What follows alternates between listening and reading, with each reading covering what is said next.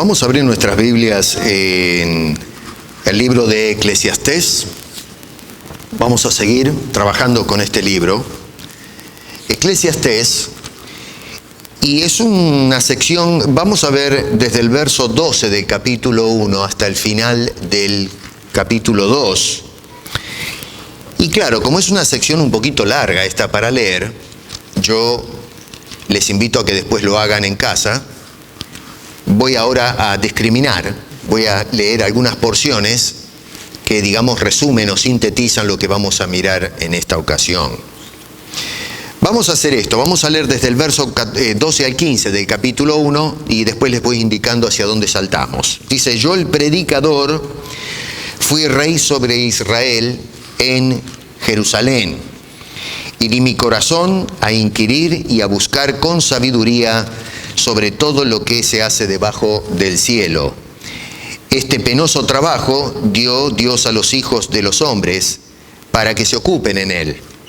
Miré todas las obras que se hacen debajo del sol, y he aquí todo ello es vanidad y aflicción de espíritu. Lo torcido no se puede enderezar, y lo incompleto no puede contarse. Capítulo 2, verso 1, dice: dije yo en mi corazón, ven ahora, te probaré con alegría, y gozarás de bienes. Mas he aquí, esto también es vanidad. Verso 3, propuse en mi corazón agasajar mi carne con vino, y que anduviese mi corazón en sabiduría, con retención de la necedad, hasta ver cuál fuese el bien de los hijos de los hombres, en el cual se ocuparan debajo del sol todos los días de la vida.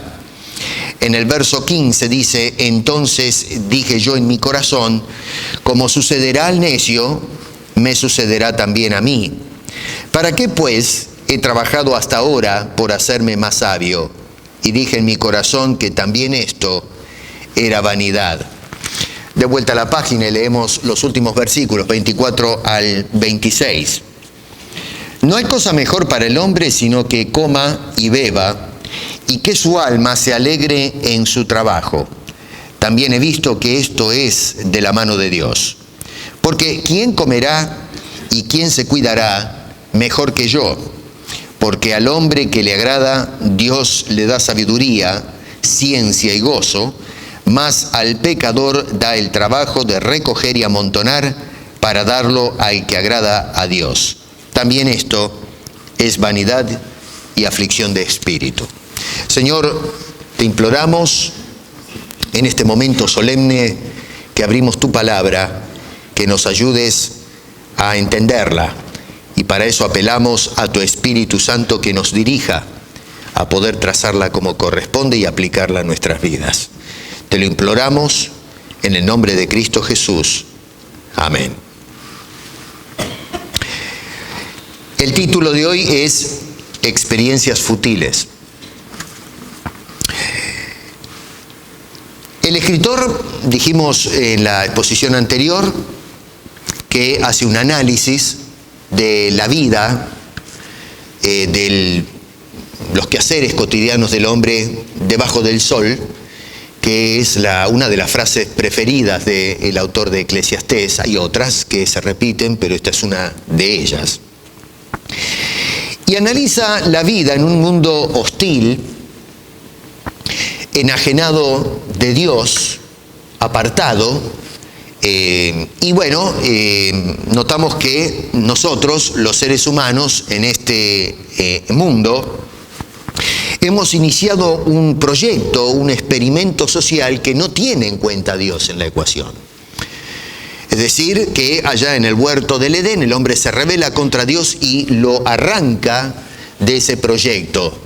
El hombre se lanza en esta carrera, yo digo hoy día con la comprensión de las Escrituras, una carrera alocada, enloquecida, por querer construir un mundo que no logrará jamás construir, por más que sueñe y haga todos los esfuerzos. Porque el hombre lo que quiere es construir un mundo sin tomar en cuenta a Dios en sus quehaceres.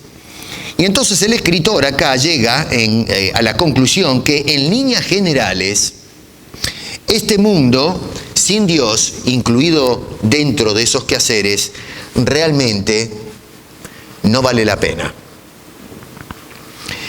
Muchos dirán, no, pero ¿cómo es esto? Pero francamente, a lo menos como lo ven las Escrituras, este mundo sin Dios es un mundo que estamos construyendo, pero no vale la pena. No vale la pena nuestros esfuerzos, no valen la pena nuestros sueños, no valen la pena nuestros proyectos. O sea que en un mundo donde Dios no es el centro o epicentro de nuestros proyectos y de nuestras acciones, en ese mundo absolutamente nada va a funcionar en una forma permanente y con buenos resultados.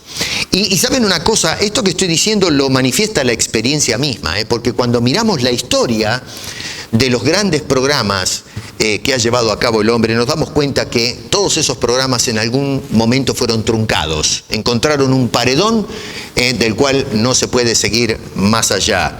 Y acá tenemos que tener mucho cuidado, voy a hacer un paréntesis, porque cuando hablo de Dios en el centro no debemos confundir esto con religión. Porque no me extraña que ahora a través de este medio salte alguno y me escriba que la religión tuvo su tiempo o tuvo su oportunidad en la historia y fracasó. Pero hay un error tremendo y algún día vamos a profundizar más esto, ahora no nos alcanza el tiempo.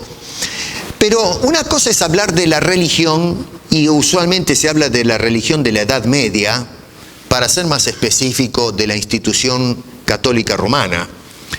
Y que sí, ciertamente tuvo su escenario en la historia y su momento para mostrar de qué color es. Y fracasó. Fracasó la religión, ¿por qué? Porque justamente sacó a Dios de en medio de la ecuación. Y la reemplazó con la superstición, la reemplazó con un Dios disfrazado, la disfrazó con una intención espiritual que en realidad lo que tenía era el interés de adquirir el poder, una institución que se alineó con los poderes de ese milenio, que se alinearon con la monarquía, la aristocracia, con el feudalismo, mientras la plebe, abajo de toda esa institución, traían sus diezmos y traían sus colaboraciones y llenaban, ¿no es cierto?, los templos para dar pleitesía a toda la curia.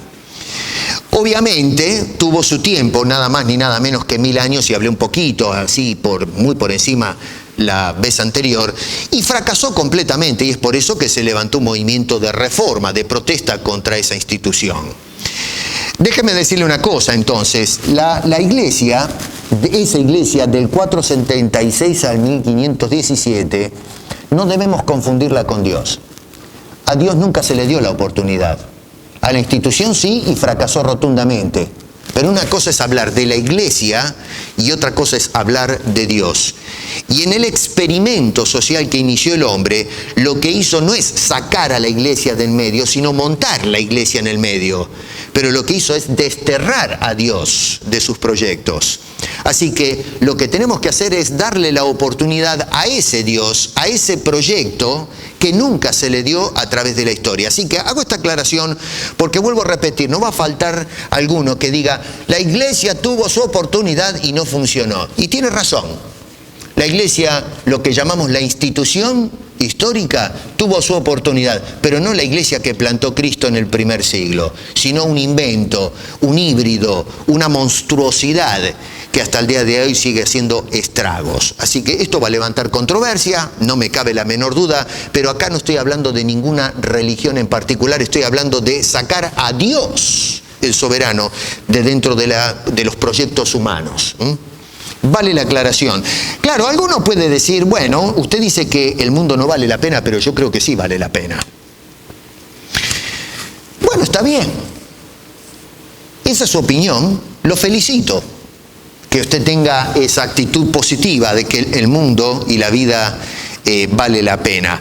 Acá, francamente, el escritor concluye todo lo contrario, que este mundo sin Dios en el medio Cuando desterramos a Dios de nuestros proyectos, es un mundo que realmente no va para ninguna parte. Y no va para ninguna parte porque es un mundo que está siendo organizado por un hombre caído, un hombre fallido, un hombre que no sabe edificar por sí solo sin la ayuda de Dios. Y lo que construye, lo construye mal.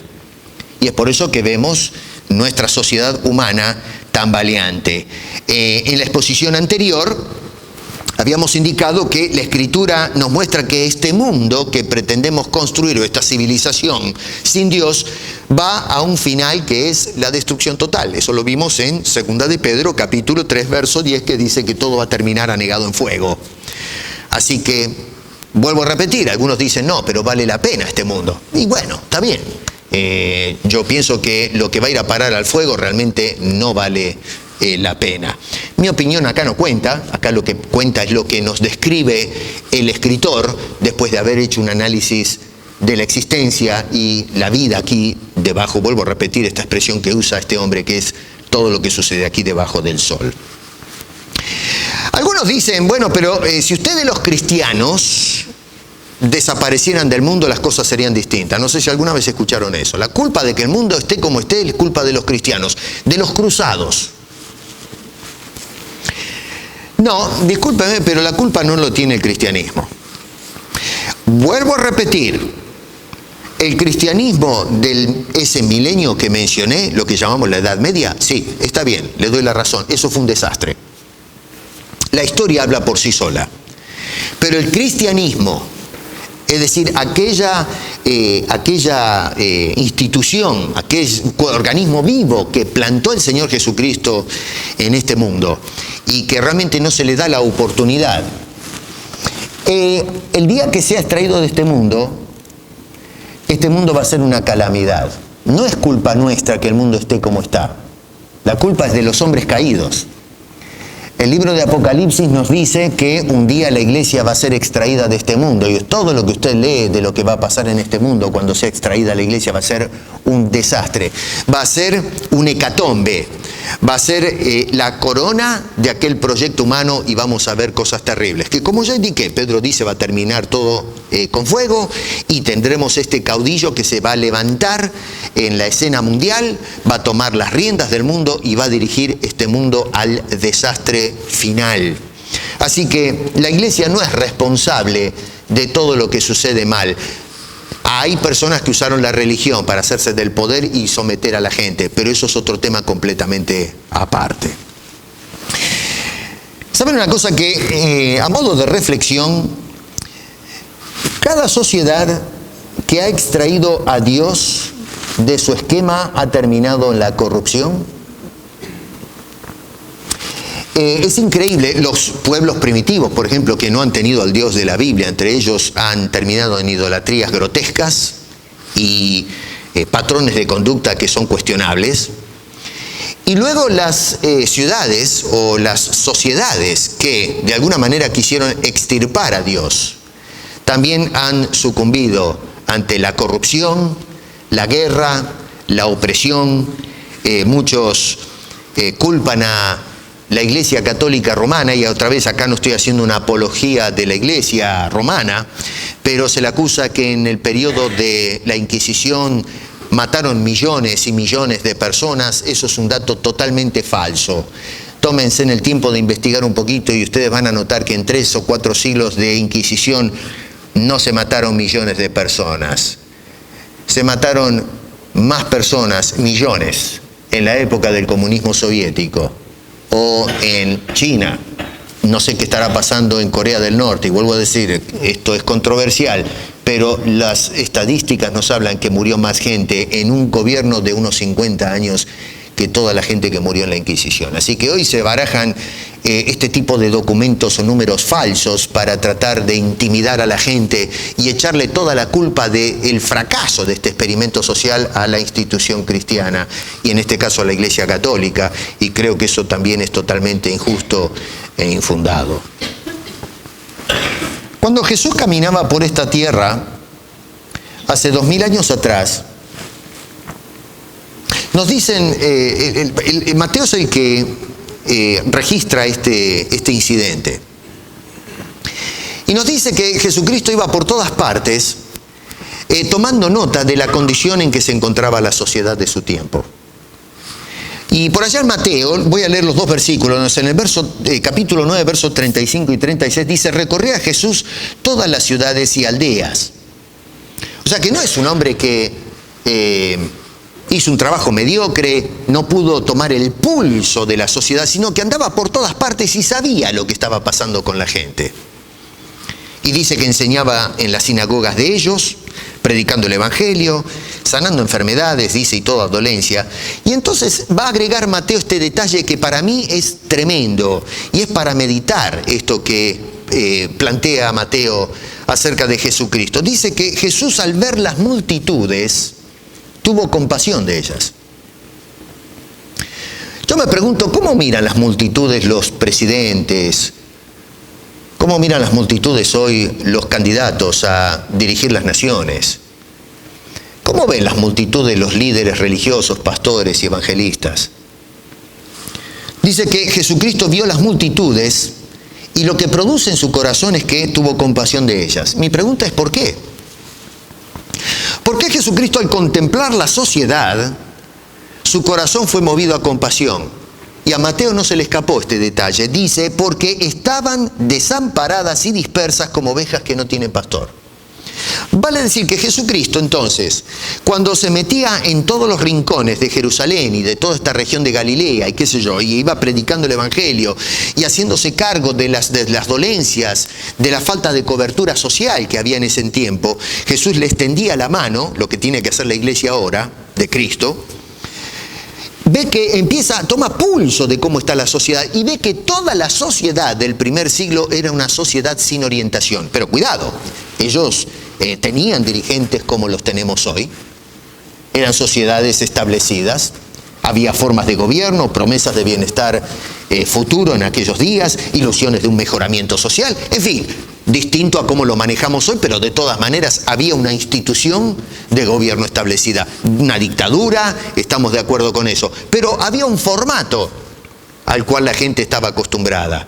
Y sin embargo, el Señor Jesucristo miró a la sociedad entera y vio que era una sociedad totalmente desamparada y sin orientación.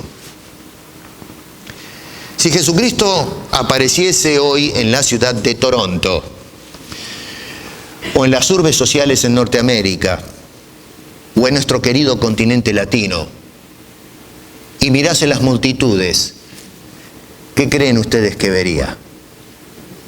Yo estoy convencido que todavía estaría viendo sociedades desamparadas y dispersas, sin orientación, como ovejas que no tienen pastor. El mundo no vale la pena. No vale la pena, nos dice el escritor, que todo es trabajoso, todo es pasajero, lo hemos visto la semana pasada, sin grandes resultados. La conclusión a la que llega este señor en el versículo 2 del capítulo 1 dice: vanidad de vanidades, todo es vanidad. Desde el versículo 12 del capítulo 1, entonces el escritor nos va a introducir en un detalle muy interesante del libro, porque nos dice que para mitigar su frustración se va a entregar entonces a una empresa de exploración de las cosas que se hacen debajo del sol, por ver si por casualidad encuentra algún tipo de satisfacción en la vida. Se va a meter a analizar la vida, a caminar por la vida, y va a dedicarse a lo mismo que ha hecho el hombre a través de los tiempos y que lo mismo que hace el hombre en la actualidad especialmente. Y se dedica, fíjense, en versos 12 al 18 al estudio. Se va a dedicar a estudiar. Y luego se va a dedicar, capítulo 2, verso 1 al 10, les divido más o menos la sección, a los placeres y a las empresas. Así que en la primera parte va a describir cómo se dedica al estudio, a la sabiduría, a la búsqueda de la sabiduría, y luego, no contento con eso, dice, va a probar con los placeres de la vida, al hedonismo. Y lo que llama poderosamente la atención es que, sin embargo, después de haber probado las dos cosas, va a llegar a las siguientes conclusiones, que la verdad son deprimentes. Una de ellas, capítulo 1, verso 14, es que todo es aflicción de espíritu. Y si bien es cierto que en este contexto está hablando de que el haber estudiado y analizado las cosas lo llevó a este estado emocional, lo repite después en el verso 17, los placeres también lo llevaron a esa conclusión, a esa aflicción de espíritu. Lo vemos en el capítulo 2, verso 11, y después lo repite otra vez en el verso 17. Así que las dos empresas, los dos experimentos que aborda este señor, los dos fueron un fracaso total. Y no solamente eso, pero luego va a decir que no solo fueron aflicción de espíritu, sino que no proponen ningún tipo de esperanza para el futuro. En el capítulo 2, fíjense ahí en el versículo 20, dice: volvió por tanto a desesperanzarse mi corazón acerca de todo el trabajo, etcétera, etcétera. O sea que tenemos aflicción y desesperanza. Esa es la conclusión a la que va a llegar este señor después de haber experimentado todas estas cosas. ¿Qué tal? ¿Qué me cuentan ustedes? ¿Vale la pena la vida? ¿Tenía razón este señor? Vamos a explorar un poquito esto. En primer lugar nos dice que se dedicó a la sabiduría, o a buscar la sabiduría, debemos decir. Va a hablar de esto en el capítulo 1, versos 12 al 18. Y nos dice que dedicó, noten ustedes, no fue un negligente, sino un hombre que dedicó todo su esfuerzo a lograr la sabiduría, a la investigación. Verso 13 dice: y di mi corazón a inquirir y a buscar con sabiduría sobre todo lo que se hace debajo del sol. Así que este señor se puso a estudiar, se dedicó a conocer el mundo, se dedicó tal vez a cómo manejar al mundo, de cómo, en fin, después que tenemos conocimiento de las cosas, bueno, ¿qué hago con este conocimiento y qué hago con estas cosas que conozco? Y entra en la explotación de eso. Así que el hombre probablemente en este análisis aborda asuntos metafísicos, el tema del alma, lo que va más allá de la física, eso es lo que significa este término. Asuntos a lo mejor de carácter ético, la conducta, cómo proceder y cómo proceden los hombres en la sociedad.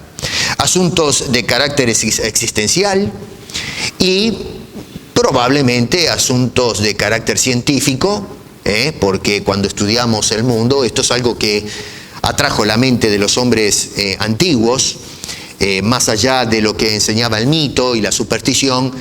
Muchos hombres, especialmente por ejemplo allá en Grecia, los primeros filósofos de Mileto, Tales es uno de ellos, Anaximandro, Anaxímenes, comenzaron a hacerse preguntas acerca de qué es el mundo, de qué está hecho el mundo, de dónde viene, y comienza esa investigación de tipo científico, aunque un poco especulativa, por cierto. Tema para otra ocasión. Noten que este trabajo, nos dice este hombre, Dios se lo concedió al ser humano.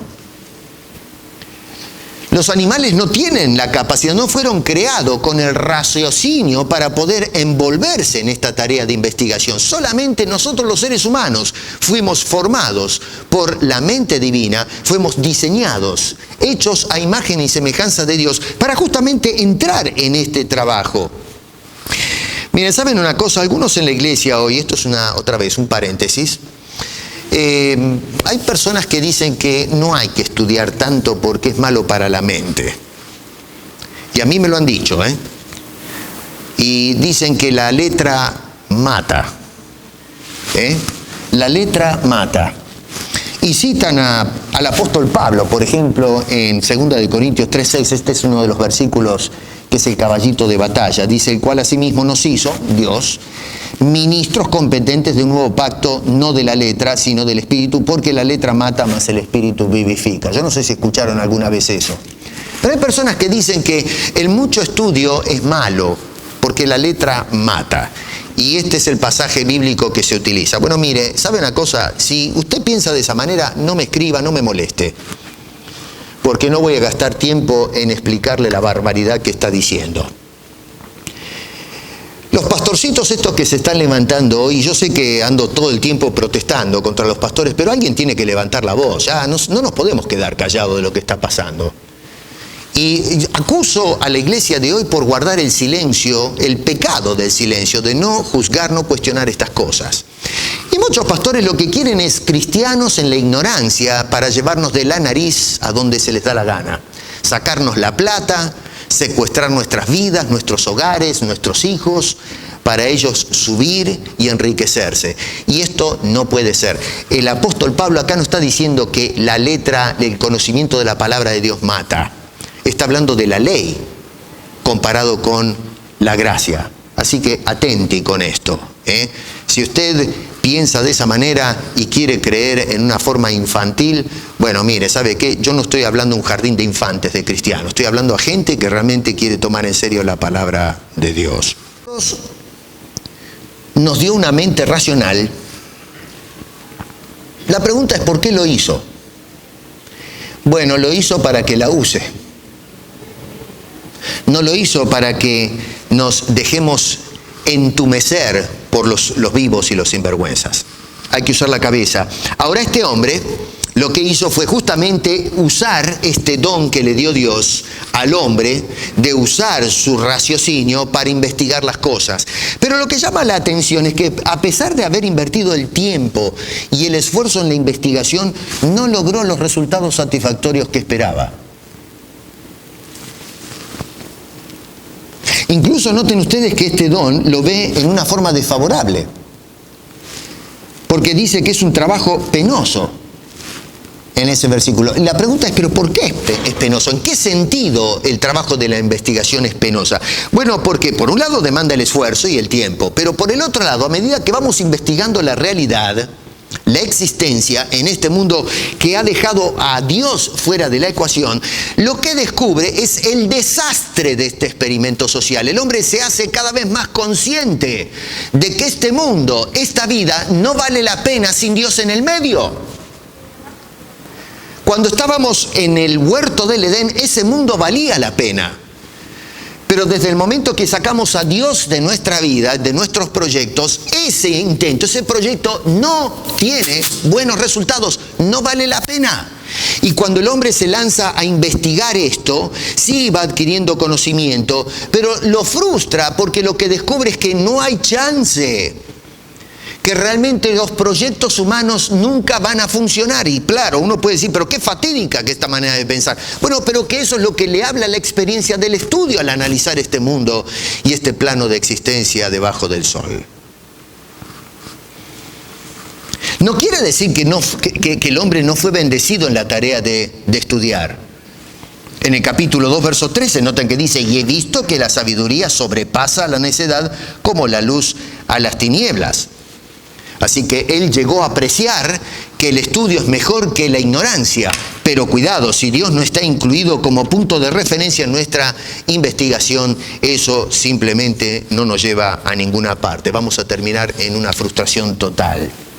Y descubrimos la crudeza del mundo, que vivimos en un mundo hostil, un mundo que patea en contra, que nos hace la vida difícil, trabajosa, infructuosa. En el versículo 14 de ese capítulo 1 culmina diciendo, miré todas las cosas o todas las obras que se hacen debajo del sol y aquí todo ello es vanidad y aflicción de espíritu. Y lo triste del caso es que dice en el verso 15, no se puede cambiar este tren de cosas. Dice allí, lo torcido no se puede enderezar y lo incompleto no puede contarse. Los hombres han propuesto nuevas ideas de convivencia entre nosotros, por haber visto que la vida no ha llegado a ninguna parte. Tenemos a través de la historia hombres de ciencia, hombres filósofos, en el ámbito de la filosofía social, política y qué sé yo, y han visto cómo va el mundo y dicen, esto no puede seguir así. Y han trabajado y han hecho un esfuerzo tremendo por ver si pueden cambiar las cosas, si pueden terminar con la injusticia, con la desigualdad en la sociedad, con la maldad, el pecado.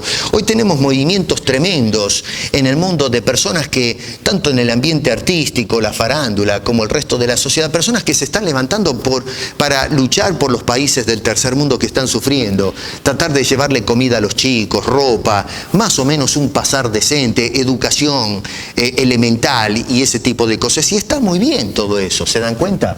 Y mucha gente a través del tiempo se han levantado con estas ideas. Pero resulta que se quedan en las ideas porque el mundo sigue igual. ¿Cuántos años hace que estamos hablando de terminar con la pobreza? Yo ya tengo unos cuantos años, tengo más de medio siglo. No les voy a decir cuánto, más de medio siglo. Y sin embargo, desde que tengo memoria se levantan hombres con grandes ideas, brillantes, para terminar con la pobreza. Y la distancia que separa a los potentados y los ricos de los pobres cada vez se hace más grande. No estamos acercando los dos grupos, los estamos alejando. Pero, a ver, ¿no nos damos cuenta que hay algo acá que no funciona? Que nos quedamos solamente en las ideas y nada más. Eso es la conclusión a la que llegó este hombre. Lo torcido no se puede enderezar. Este mundo sin Dios no funciona. No vale la pena. Versos 16 al 18 es una expansión de lo dicho en los primeros versos. La conclusión de todo esto, para correr un poquito, verso 18, es porque en la mucha sabiduría hay mucha molestia, debido a lo que acabo de indicar, y quien añade ciencia añade dolor, porque se da cuenta o despierta al fracaso de este experimento humano. Así que, en la búsqueda de la sabiduría, no encontró ninguna verdadera satisfacción, y entonces lo que va a hacer es pegar la vuelta, y lo que va a hacer es dedicarse a la vida del placer.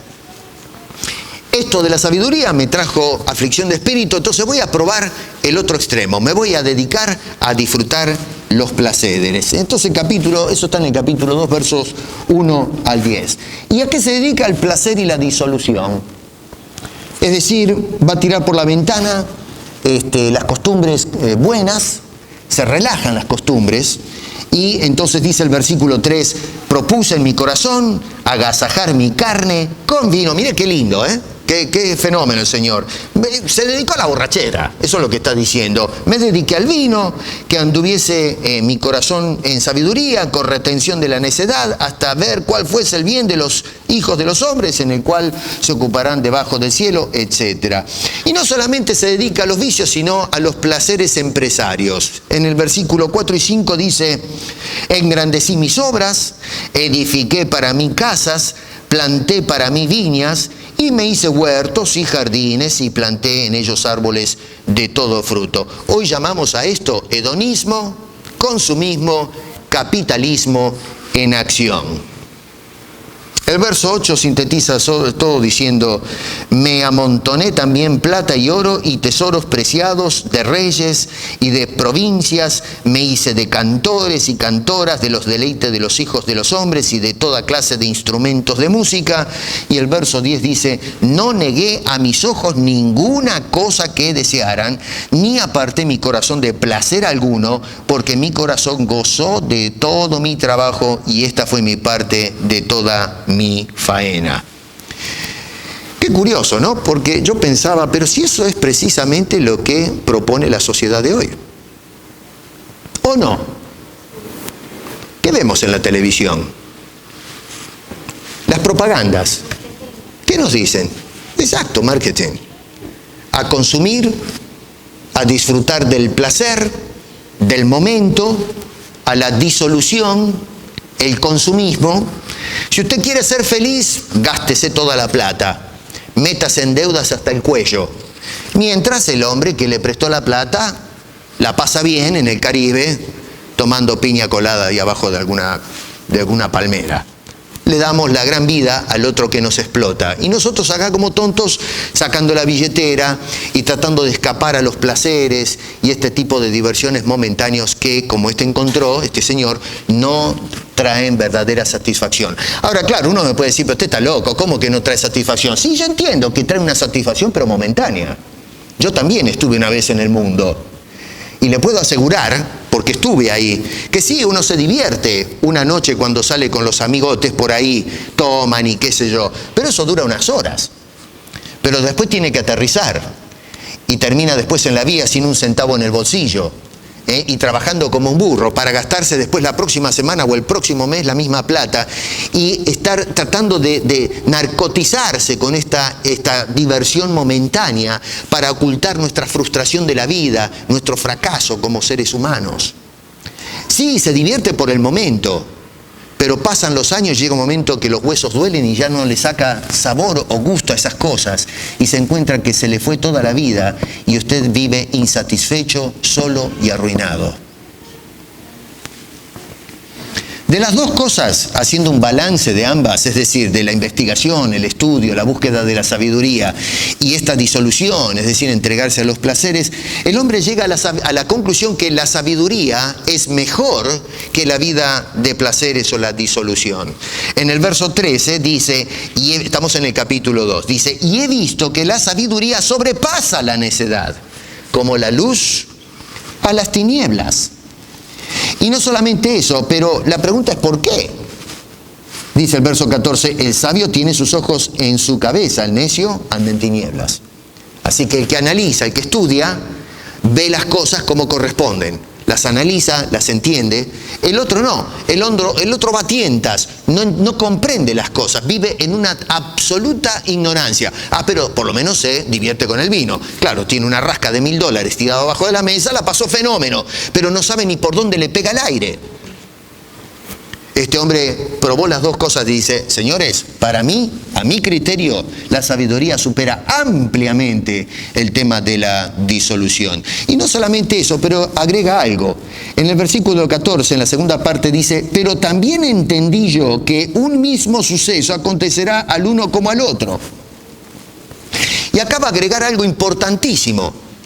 Porque él llega a la conclusión de que es cierto que la sabiduría sobrepasa la disolución o la vida del placer, la vida del momento, pero en última instancia las dos cosas nos llevan al mismo lugar. Versos 14 y 15 dice, entonces dije yo en mi corazón, como sucederá al necio, me sucederá también a mí. ¿Para qué pues he trabajado hasta ahora para hacerme más sabio? Y dije en mi corazón que también esto era vanidad. ¿Por qué? Dice, porque ni del sabio ni del necio habrá memoria para siempre, pues en los días venideros ya todo será olvidado y también, escucha esto, morirá el sabio como el necio.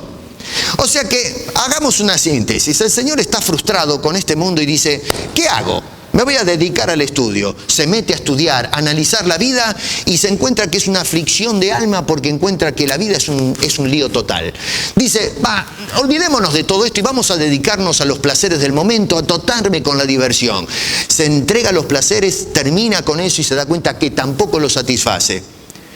Llega a la conclusión, desde un punto de vista intelectual, que saber conocer las cosas es mejor que ser un bruto, pero en última instancia los dos terminan en el mismo lugar, 2 metros abajo del suelo.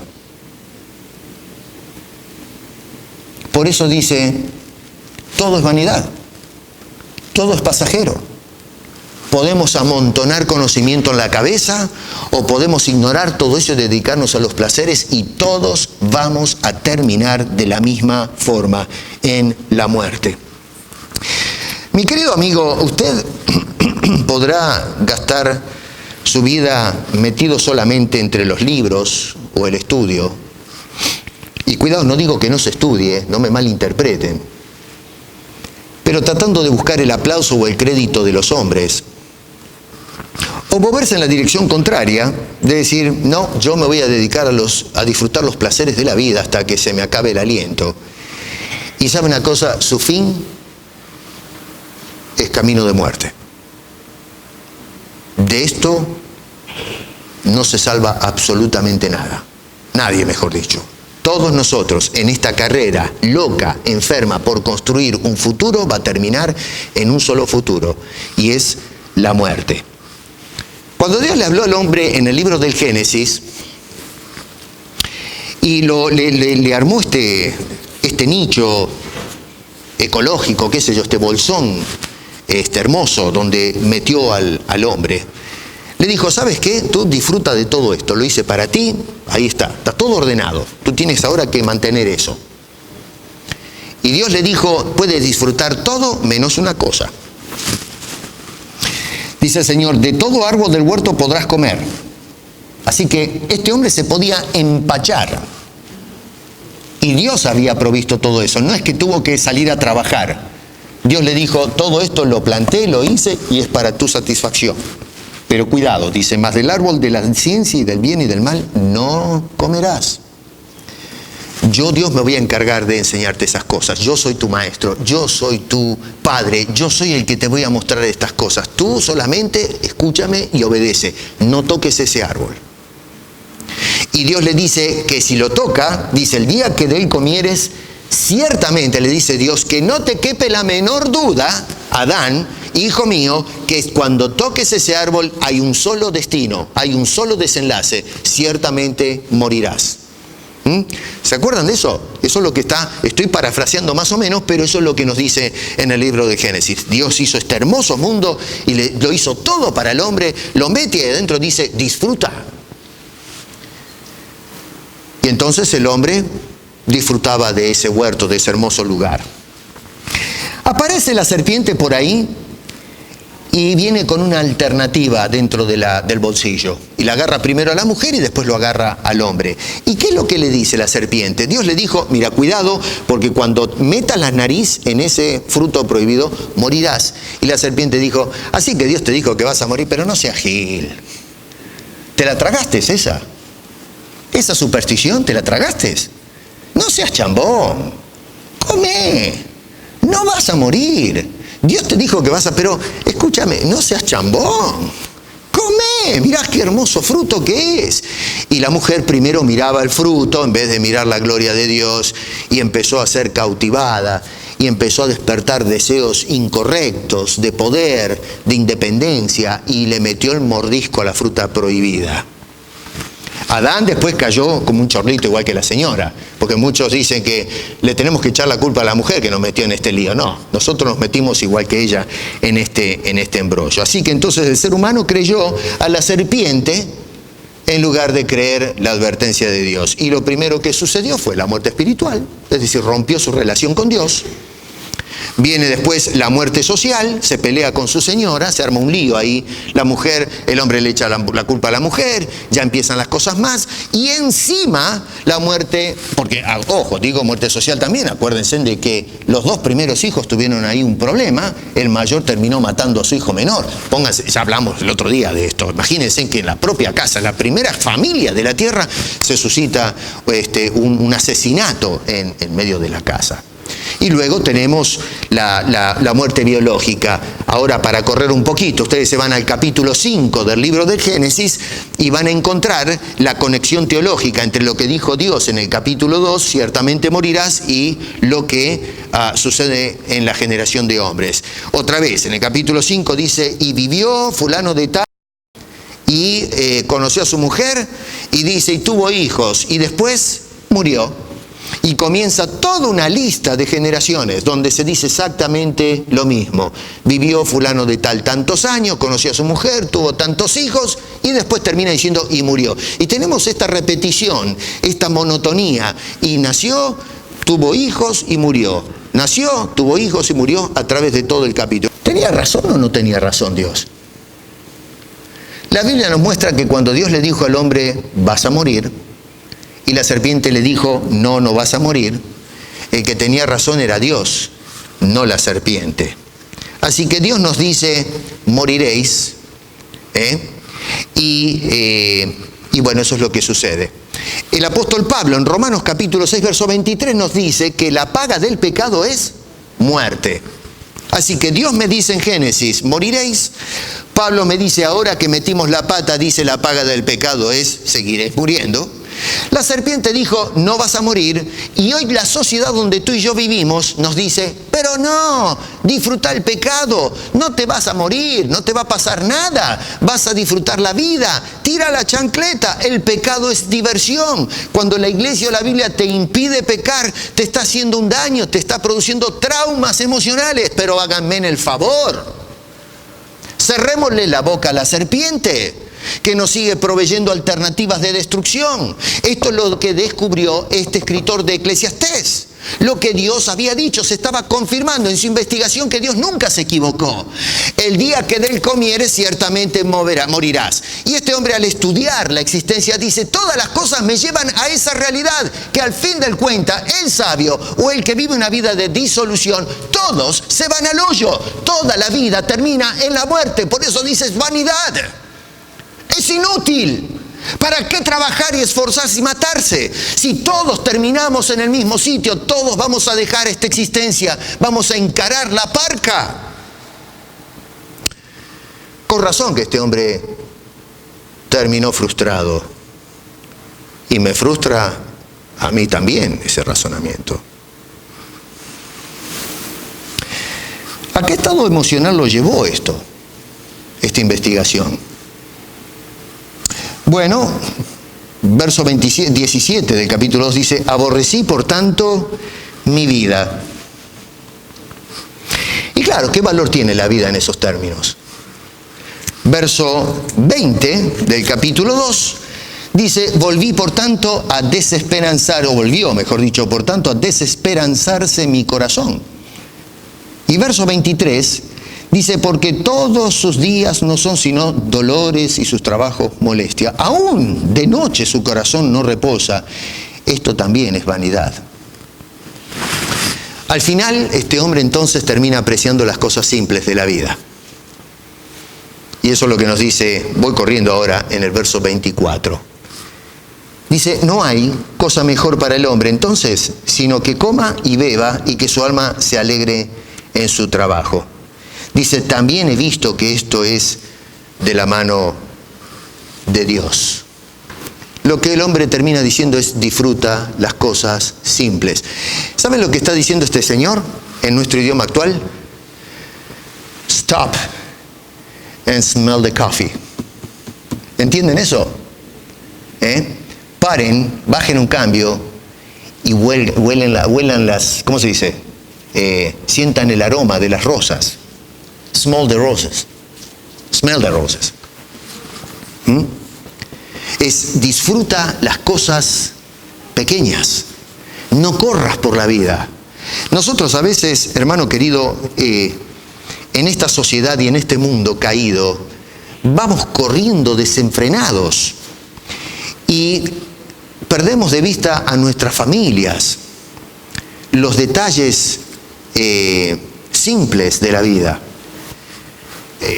¿Cuántas veces te levantas a la mañana y miras a tu esposa y le dices: te quiero?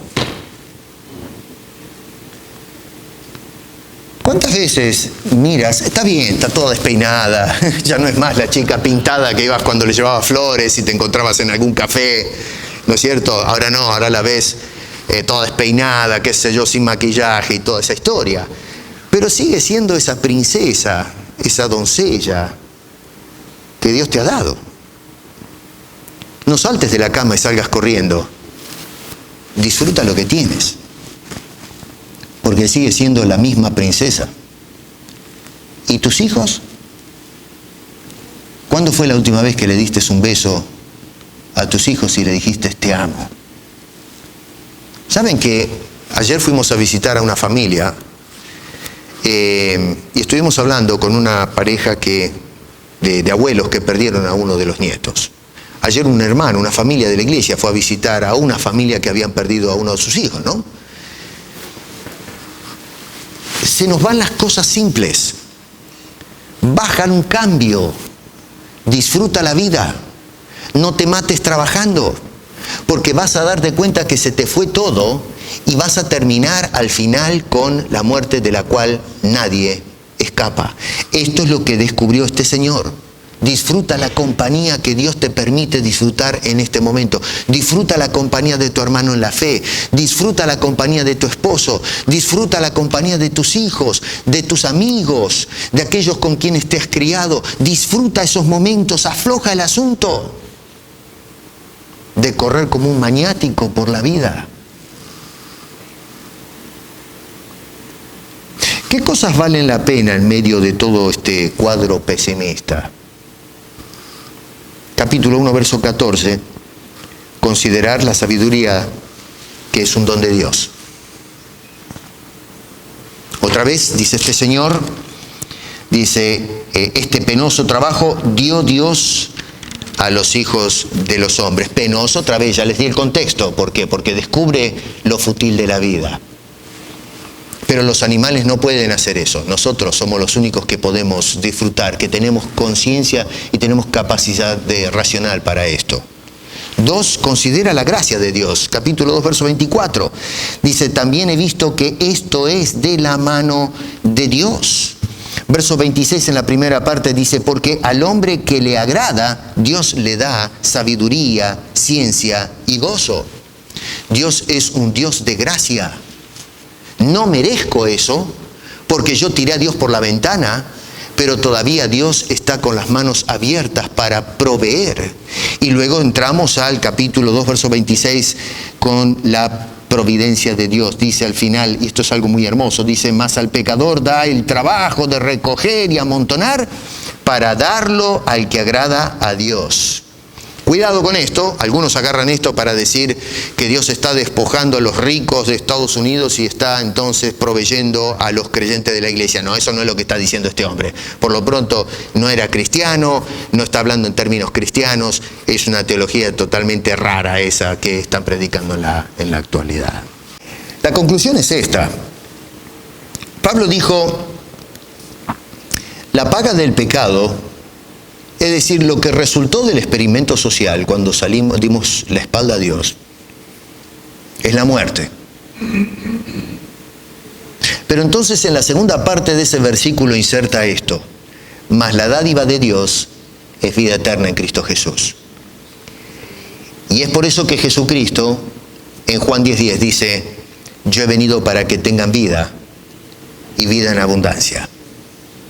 Este hombre no llegó a tener lo que nosotros tenemos. Este hombre vio la vida como un desastre. Nosotros hoy, a través de los ojos del escritor, podemos decir, amén, la vida es un desastre. Cuando la contemplamos con un Dios que no está en el centro de los proyectos humanos.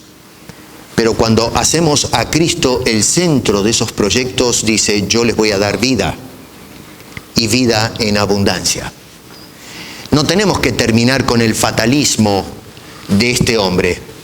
Nosotros hoy tenemos la oferta del Hijo de Dios, que no solamente vino para arreglar el problema del pecado que tenemos con Dios, sino que vino Jesucristo para otorgarnos una vida que sea de absoluto placer.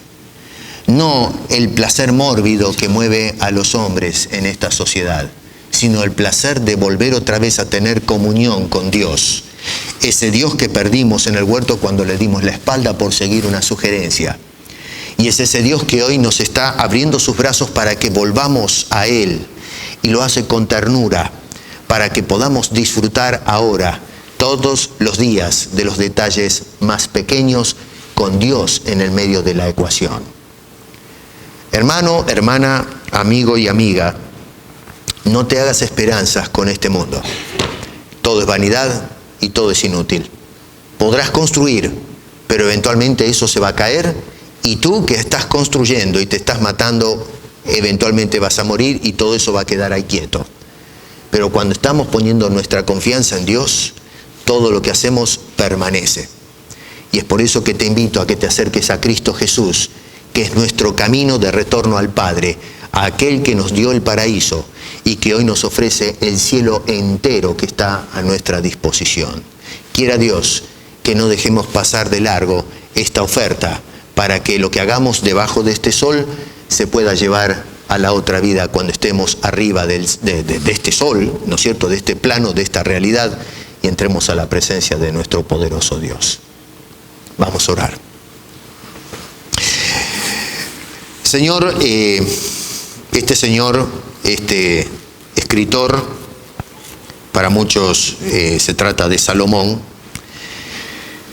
después de haber experimentado, saboreado la vida y los problemas que envuelven esa existencia, llegó a la conclusión que todo es inútil, a menos que tú estés en la ecuación. Hoy, después de mucho tiempo, podemos estar de acuerdo con este caballero que los esfuerzos sin Dios no nos llevan a ninguna parte. Nos lanzan en una carrera enloquecida y casi ciega para darnos al final las frentes contra un paredón que no podemos penetrar.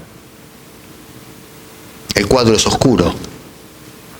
Sin embargo, Señor, cuando venimos y nos presentamos delante de la cruz de Cristo, todo el panorama cambia.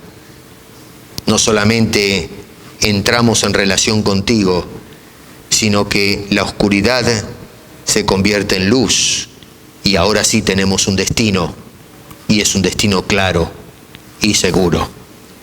Si hay alguien en nuestro medio que estando en este mundo no tiene esperanza, te ruego, Señor, que a través del Espíritu Santo lo lleves a los pies de la cruz para que pueda aceptar a Cristo como Señor y Salvador y entonces comenzar una aventura contigo.